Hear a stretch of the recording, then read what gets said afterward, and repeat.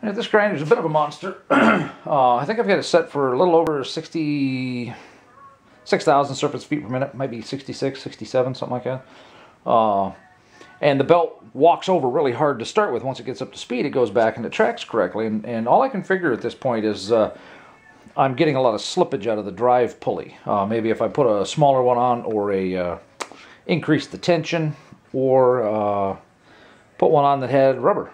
It might not do that, but as long as it's not walking off this way, I'm fine with that. So we'll fire it up. And this thing kicks a lot of stuff over the top, so I stand off to the side just like I do with a wire wheel.